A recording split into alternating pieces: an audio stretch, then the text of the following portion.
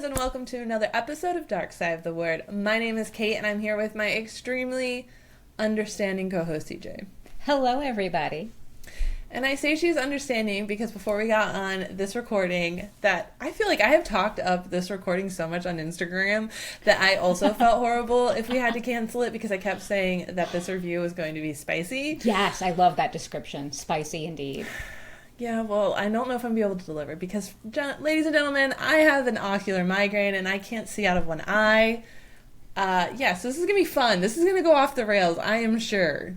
And while I wasn't how I was hoping to win by just you being not feeling well, but I will take any victory I can get. So, yes, let's bring it on in a quiet, well-mannered way.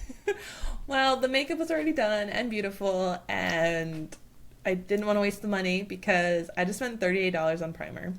I can't even believe that makeup costs that much money. That just seems like a ridiculous amount to me. Someone who does not wear makeup much, so. True. Yeah. We had that conversation. But, I was using a $9 primer, and then I switched to this one. There's a difference. Can you switch? Oh, is it a better primer? Oh, yes. It's kind of worth the money. Okay. I kind of walked away and was like, oh, I'm so beautiful now. Oh my God. You've always been beautiful. I don't see much of a difference between $9 and $38. Because this is not as good resolution. If you saw it in person, okay? Okay.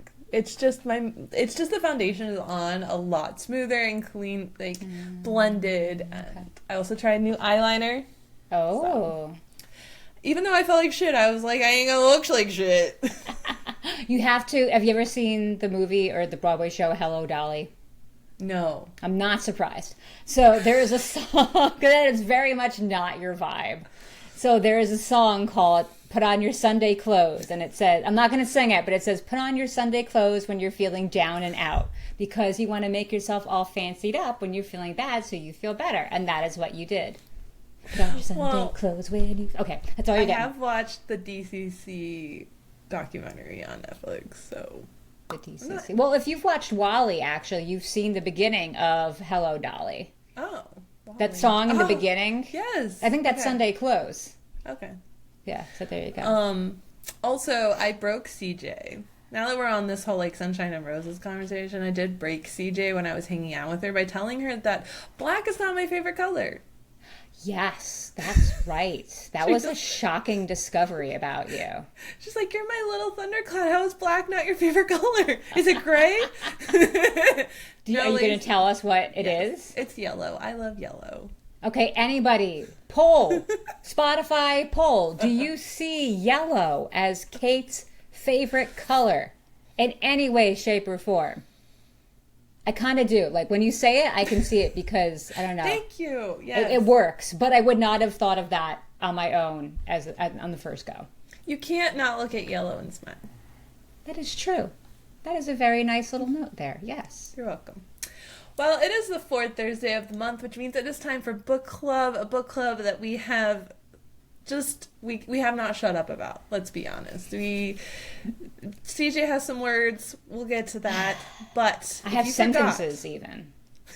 She has put the words in sentences. If you forgot, today's book club was Vampires El Norte. You're not supposed to give your rating of the book yet, woman. I can't help myself. By Isabel Cañas. And because of the ocular trauma, I don't want to keep saying trauma. Ocular migraine, I did not write my own synopsis, so we're going to go with the one on the after the book. Oh, okay. So, as the daughter of a rancher in 1840s Mexico, Nina knows a thing or two about monsters. Her home has long been threatened by tensions with Anglo settlers from the north. But something more sinister lurks near the ranch at night. Something that drains men of their blood and leaves them for dead. Something that once attacked Nina. I'm saying Nina, I mean Nena. Nena. Not Nena, 9 years ago. Nena. Believing Nena dead, Nestor has been on the run from his grief ever since, moving from ranch to ranch, working as a vaquero. But no amount of drink can dispel the night terrors of sharp teeth. No woman can erase his childhood sweetheart from his mind. When the United States invades Mexico in 1846, the two are brought abruptly together on the road to war. Nena as a curandera? I have no idea how to say that, or what that even is. We'll get to that later. A healer. That's what that striving says? to prove Okay. her worth to her father, so that he does not marry her off to a stranger. And Nestor is a member of the auxiliary cavalry of ranchers and vaqueros. But the shock of the reunion and Nena's rage at Nestor for seemingly abandoning her long ago is quickly overshadowed by the appearance of a nightmare made flesh. And unless Nena and Nestor work through their past and face the future together, neither will survive to see the dawn. I'm surprised I actually read that with how my eyes go. I am too, actually. I am too. Yeah, halfway through reading it, I realized my accident. I'm like, oh, why did I do that? Should have had me read it off Goodreads or something. Exactly. I did have, what was I going to say? Oh, yeah, I was looking up some of the Spanish words in here. I feel like it was the nickname that she kept naming Nestor from, like, their childhood nickname in the book.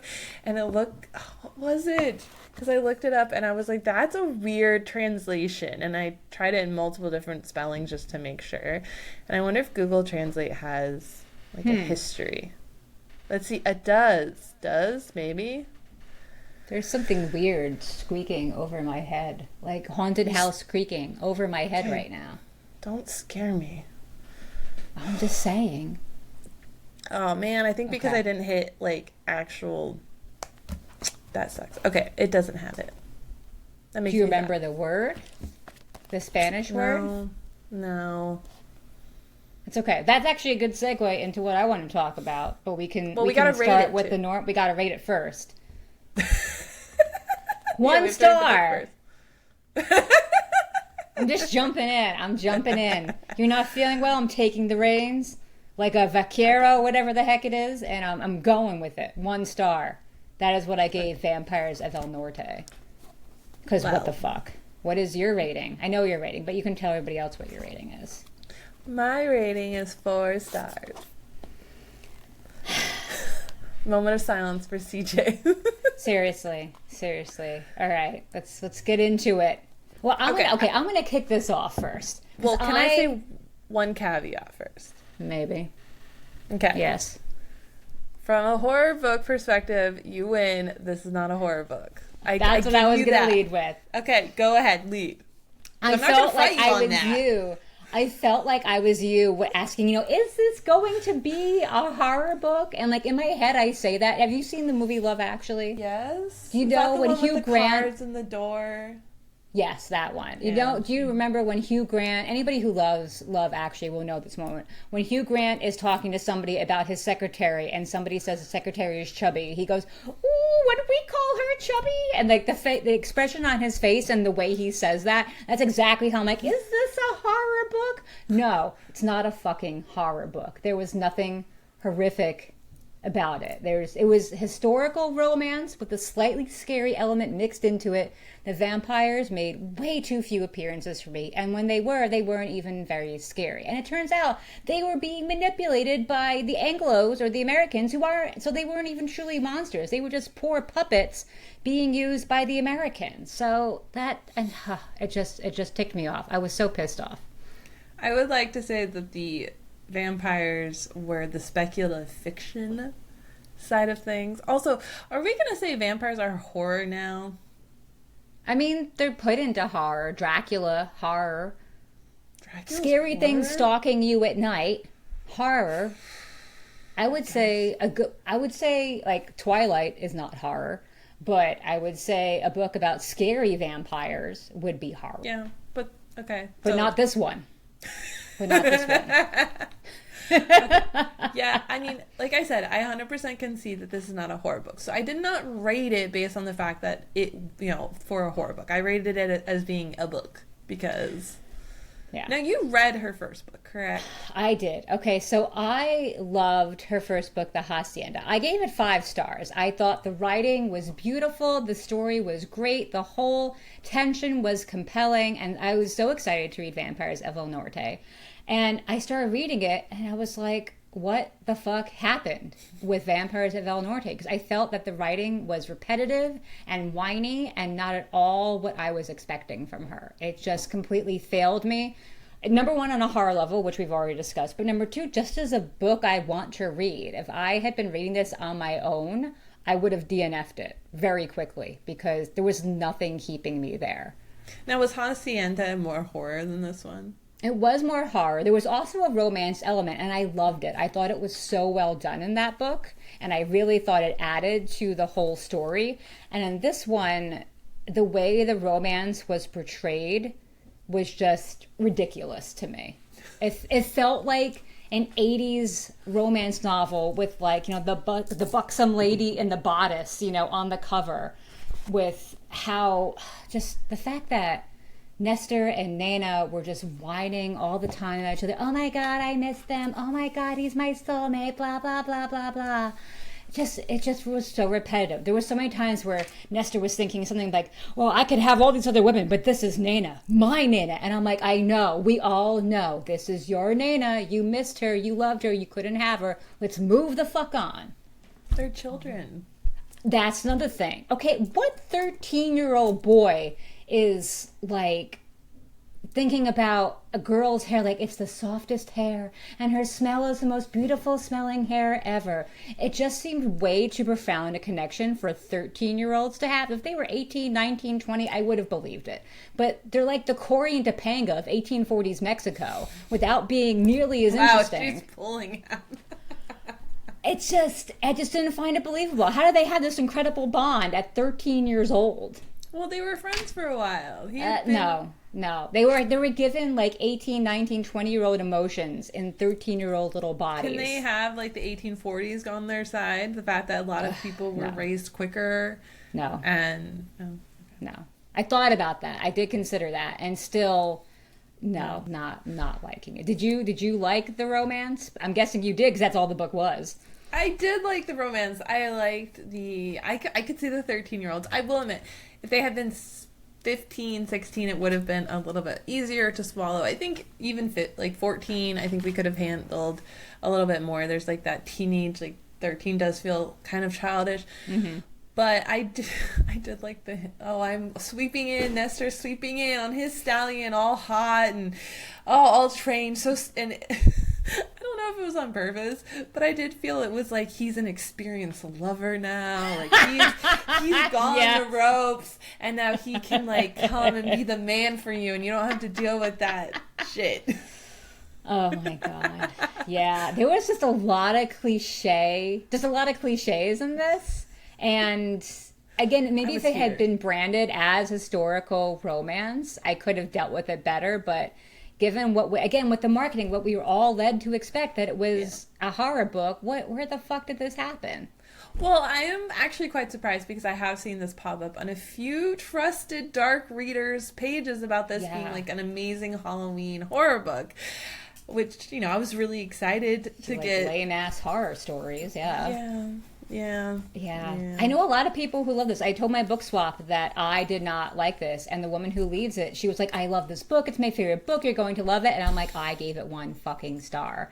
And we were just like at each other across the table, because it was quite the brouhaha in book swap. So those apparently I'm in the minority. Girl. Yeah, those are fighting words. I don't know, is it okay just to sometimes get so swept up in a story that you just don't fucking care about the quality? Because I think that's what happened with me in this book. I was swept in. It came at the perfect time. I had just read 2 really gory books. Oh, okay. And I had put down the book I had been reading, because I had to read this one. Mm-hmm. And that book hasn't been going well. And then I got into this one, and I was just like, yes. I'm here for it. I really, now, like, taking a slight tangent, I did appreciate the history and the location of the story. Yes. Because I feel that it was something that we don't normally get a lot of. Yeah. And I appreciated, like, I don't remember if it's in the acknowledgements or she wrote a author's note at the end, but I appreciated her there's an author's note about how she was inspired to write this story, and how it is kind of related to a little bit of her family. So I appreciate that part. I liked seeing, so many times we think of, like, Native Americans, we think of, the South America, we forget, we think that they're like third world countries, and we forget kind of some of the richness and the culture and just all of this going around. And so I really appreciated being able to see Mexico from the 1840s and seeing how they lived and their farmland and what they did and all of that. And so I appreciated all of that. It was very interesting to see America from such a negative angle, but it's the truth. Yeah. A lot of times. And now on a downside of it all. Okay, before I go to the downside, I want to talk, actually, I'm changing my mind. I want to talk about the inclusions of vampires and the historical take of the book in general.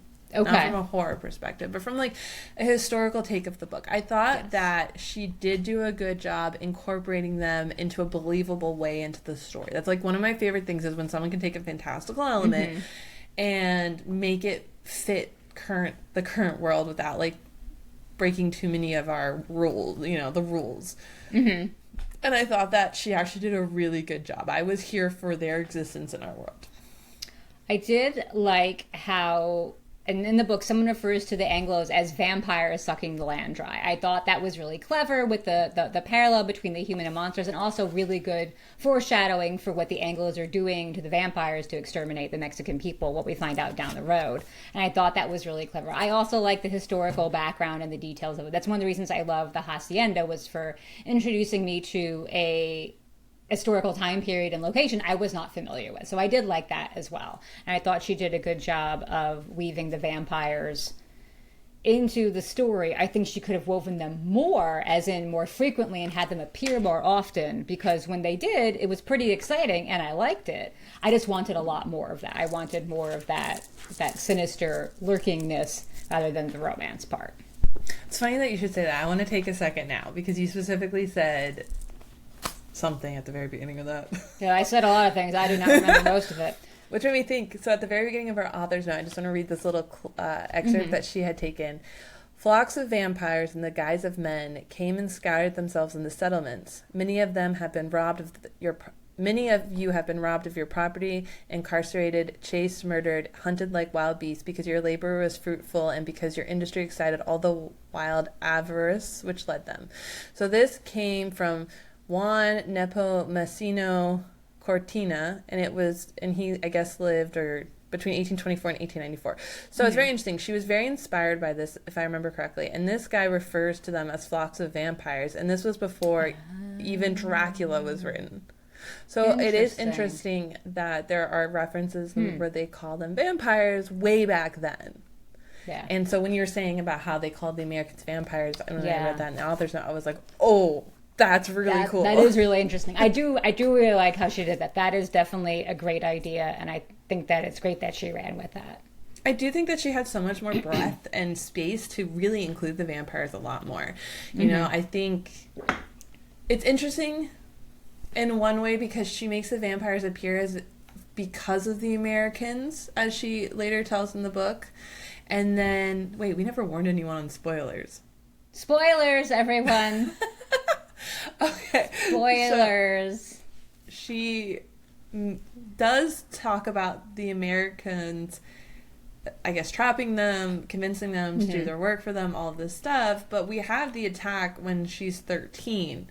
And so it makes you wonder, because at the time I was thinking, oh, the Americans brought them in. But then how were they always existing this whole time in this area, and they just didn't happen to have an attack? Like, I don't know. I guess I would have expected them. Like, how common was this before then? Well, there were legends about like vampire type creatures, like El Cuca or something. I forget what it was. So there was folklore. There were legends that had circulated from like grandma's time and stuff. So they must have been around. And I saw, one of the things that I would have liked more if I wasn't so damn annoyed with it by the end of the book. Remember when we read What Moves the Dead and What Feasts at Night? It's bringing up that question of, if something is merely trying to exist, is it an evil creature?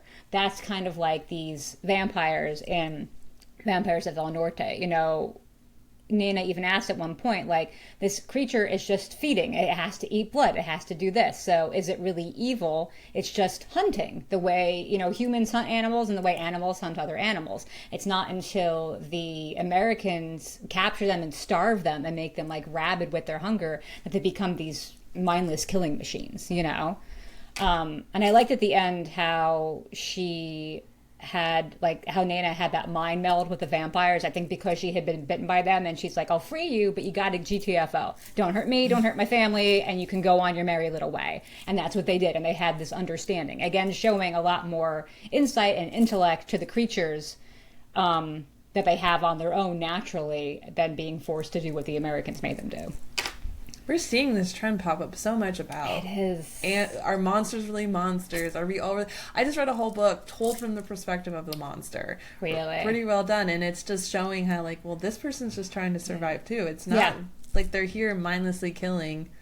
The humans are more mindlessly killing than they are. Yeah. Again, like, is it, monsters that are monsters, or are humans the worst thing about the world? It's that, like we saw in Lone Women too, that was another one where the creature wasn't so bad. It was the people around everybody that was really awful. Yeah, and it's just, it is interesting. There would have to be some sort of record of these vampires in a way, because her grandmother also, or it was Nestor's grandmother the whole time, I guess. I actually thought it was her grandmother, but I think it was I thought Nestor's. it was too. Yeah, it was Nestor's grandmother. Like, she knew how to save Nena at one point. Because she had seen it before. Yeah. So, I mean, the folklore and the weaving of the vampires into this world was extremely well done for me. I think, like you said, like, I even liked how humans were affected by it. I thought that her being able to commune with the vampires at the end was also believable. At least their description of them was a little unique. They were missing eyeballs, gruesome. Yeah. And all that. Now, vampires needed to be in this book more. I 100% agree. We had a whole fucking... them running through... Which was one part of the book that I very much disliked, because it was just like...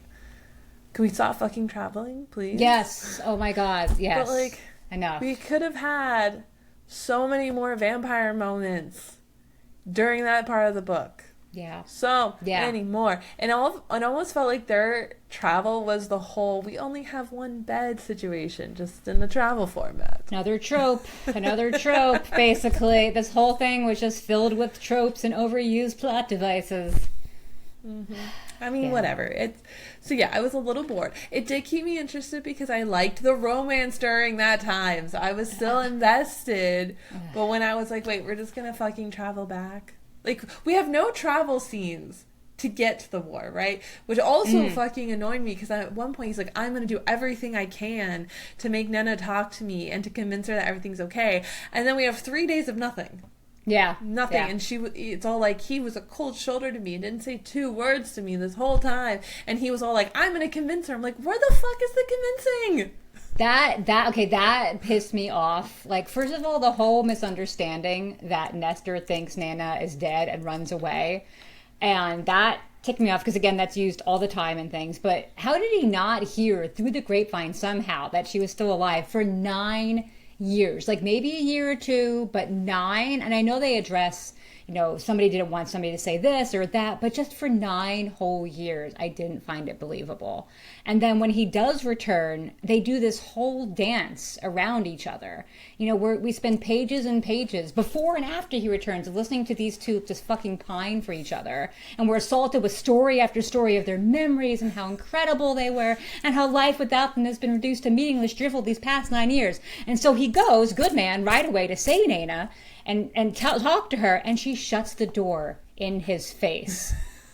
What the hell was that? All Nestor has to do is yell through the door, oh my God, I thought you were dead, I'm so relieved. And all she has to do is yell, oh my God, what a horrible misunderstanding. And then we can move along with rekindling the romance.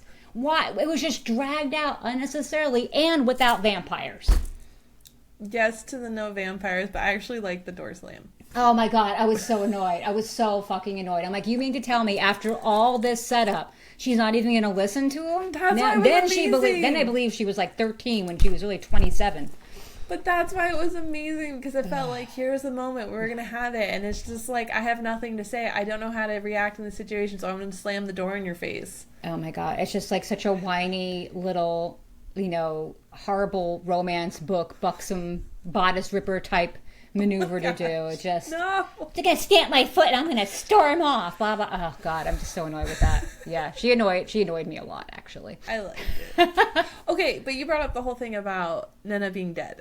So when I was reading the synopsis for this book, and especially with how the book started at the very beginning, I was like, this ain't gonna work. You're gonna piss me off in the beginning. I know CJ's pissed off with this book.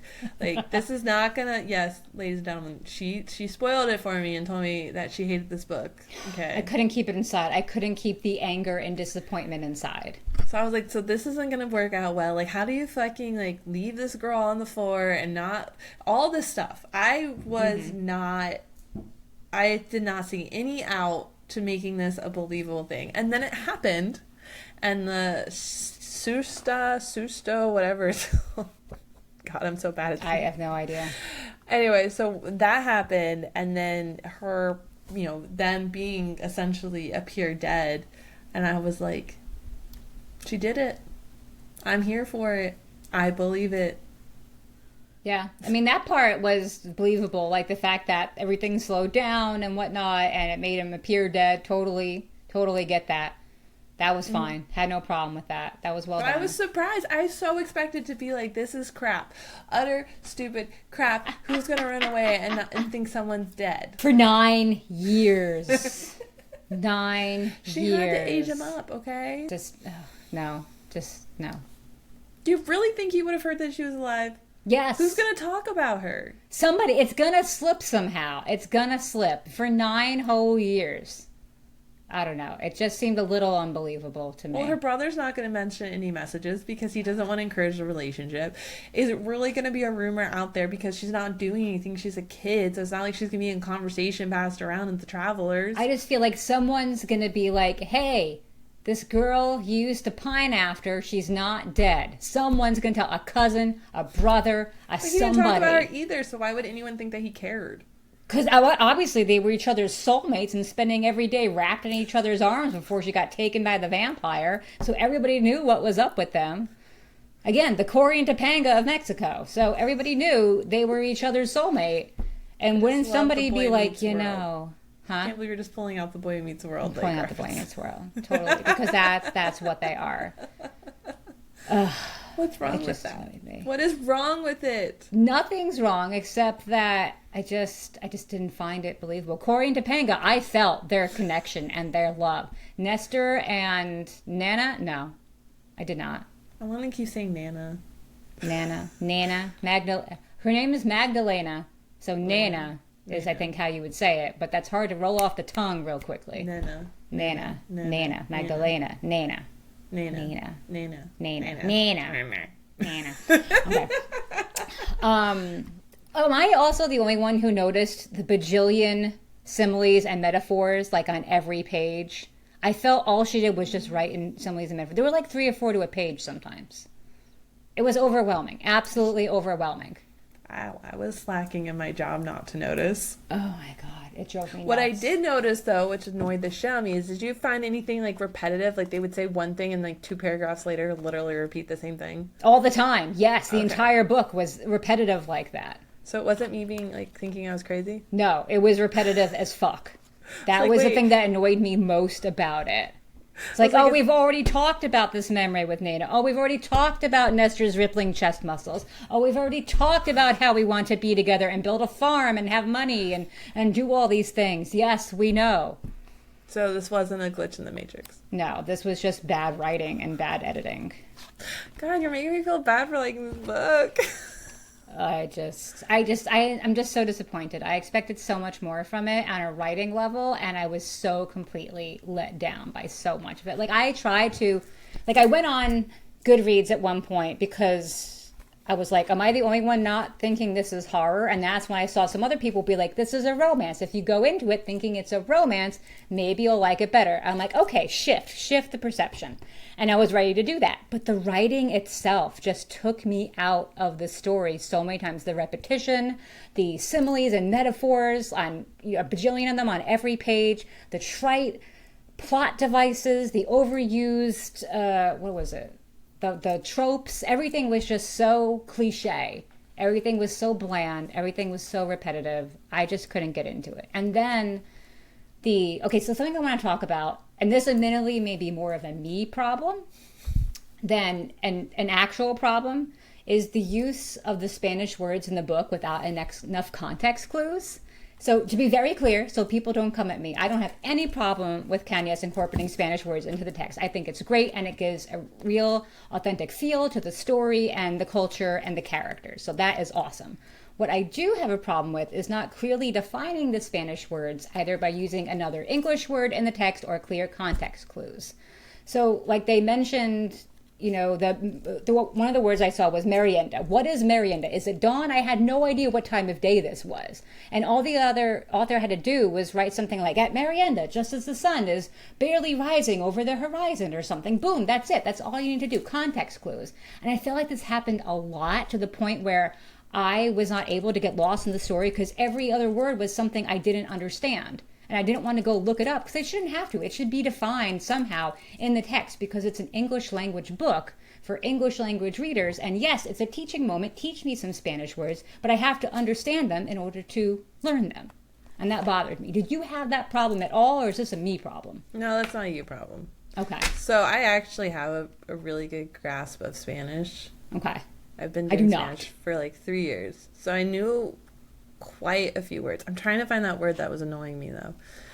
Anyways. That cuadrandera word, I thought that meant nurse, not healer. I had no idea it was healer until much later on when she started doing something that was magical and healing. And I was like, oh. No, it was more of like the nickname she gave him, which was just really weird.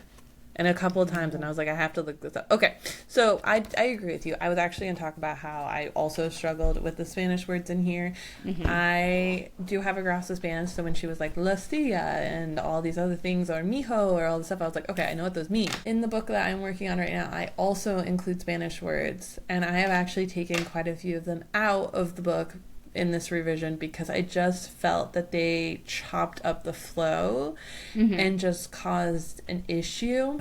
I don't know. There's just a way that I can't fully describe what I'm talking about. But there were so many times that she would put the words in there and it was just like, yeah. It was just a stone you tripped over. This is an English-speaking book. And I think that if she had included words that were really common or things that are easier to grasp, like I think Alicia was fine, that it was okay. But a lot of times she was using, I mean, I even think like I won't entirely agree with you about the healer, Coranda or whatever, because I think that is so specific. It's like saying Tio. You know, Tio's uncle, that Tio and Tia is just an uncle. And so to them, it's like calling me mommy, me poppy. Like, it's just, it's a very common thing for them. And so to give her a Spanish title for what she was doing, I think that we could work around that. But there were just these random words thrown in that really didn't fit the flow of the writing. And like you said, sunrise. Like, did we really have to just randomly throw in a Spanish word for sunrise? And if that's what that was, I don't even know. Yeah. I have no idea if that means sunrise because I refuse to look it up because I shouldn't have to. It should have been explained somehow in the text to me. What was it? Merienda, Merienda. Well, my Google Translate says that is snack. Yeah, so I apparently thought they were setting out at sunrise. Apparently they were setting off after snack time. Because it was not defined. You just have to put a little bit in there. That's a random word to throw in. That's what I'm talking about. Like the random use of words. But I don't mind that. I like the random use of words because I get to learn more. I love that. Throw as many words in as you want. Just tell me what the fuck they mean somehow. I don't know. I'm not, yeah, I can agree about that. But for me, it's just, if it's not something specifically defined to the culture or to the space, like Tia, Tio, the healer, Lucia, all that stuff, I think that if you're just going to randomly throw in a Spanish word here and there with no context to it, it's not... I do change that caveat. I have a caveat for that. I change that for dialogue. I think dialogue you can go in and out a little bit more. I see what you mean. Yeah. Versus just throwing a random word in the narrative out of nowhere. Yeah. And the other part is she wasn't consistently doing it. If she was consistently doing it, I think I would have been a little better, but she just kind of like...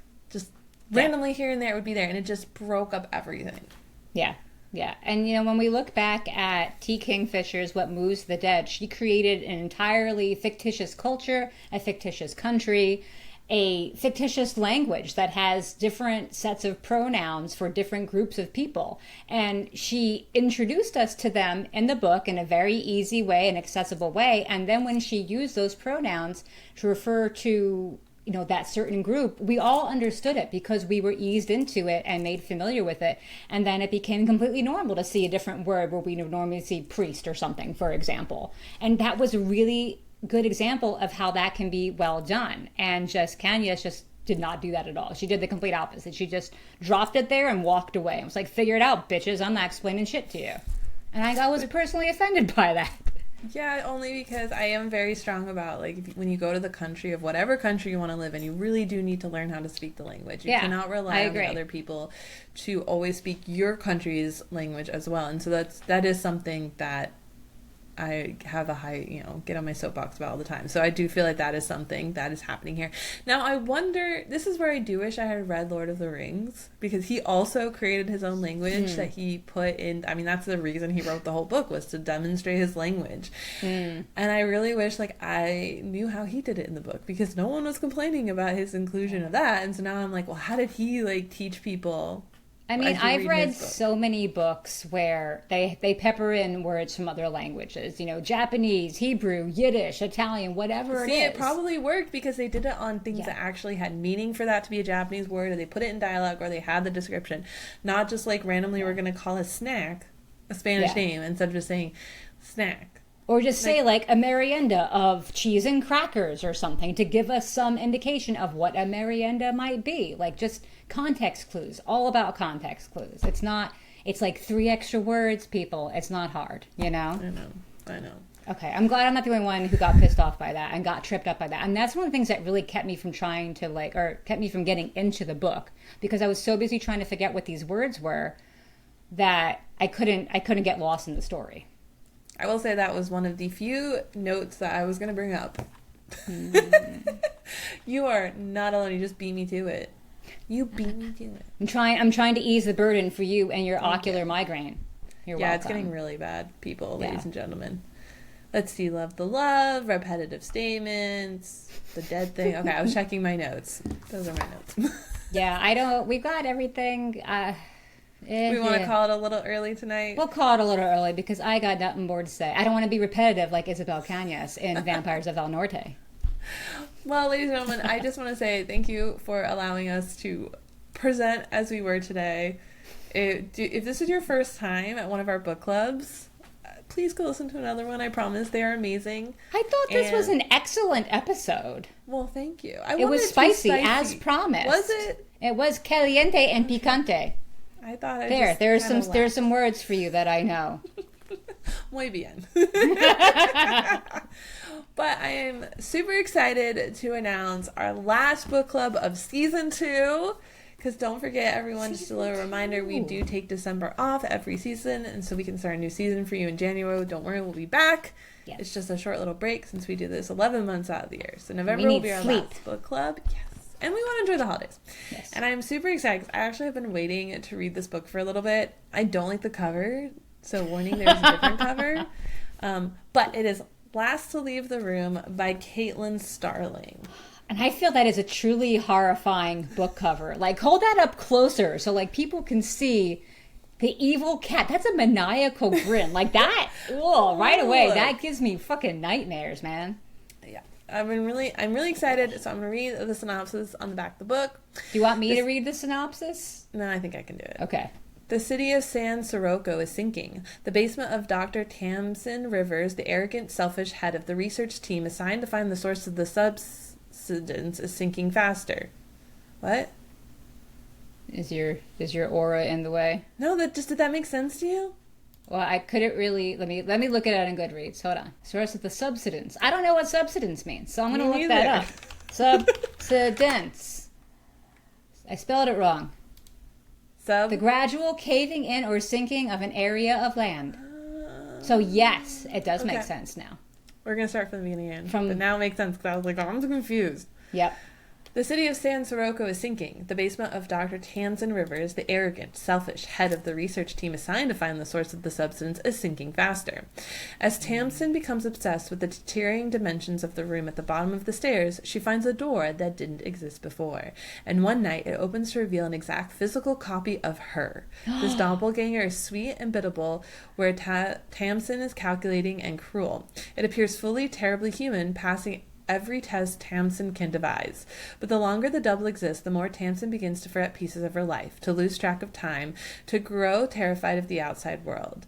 With her employer growing increasingly suspicious, Tamsin must try to hold herself together long enough to figure out what her double wants from her and just where the mysterious door leads. This sounds really good. I do not remember this book at all, so I am very excited about this book. It sounds good. I'm really, really excited because I just feel that a lot of horror books, especially lately with what we've been reading, are just the same concept and idea. Yeah. And I'm over it. I'm bored. Yeah, I agree. We need to shake it up a little bit. Yes, so that's why when I read the synopsis for this book a bit ago, because it's actually been out for like a year, it's a little bit older, I was like, we must read it. Yeah, we must yeah. read it. I think it's a good pick to end the year on. I know. Better than Rouge. Remember, we ended last year on Rouge. And I can't wait for January's book because I've been waiting for that one for a while. So, what's January's book? I'm not spoiling it. We're all going to have to wait. Okay. I'll tell you offline. Okay. And don't forget, you now have time, since it's a month away from the book club, to get your copy with one of our bookshop affiliate links below. At no extra cost to you, we do receive a small kickback from every purchase. Not only are you supporting an independent bookstore, you're also supporting your independent girlies who are trying to give you guys great content. Yes. So don't forget. Who are giving you guys great content. Not trying. We are succeeding. Well, thank you so much for listening to Dark Side of the Word, a weekly podcast for all the dark story lovers, readers, and creators out there. If you liked this video, please make sure to subscribe and give it a thumbs up. Otherwise, we're audio only on Spotify, iTunes, Apple Podcasts, and iHeart Radio. But thank you so much, and have an amazing, dark, creative journey. I don't know. I need to go and re-listen to that ending where you loved it. Have a good dark day, everyone. Have a good dark day, everyone. And wait, happy Halloween! Happy Halloween! Let's watch scary movies! All right, friends. Bye. Bye.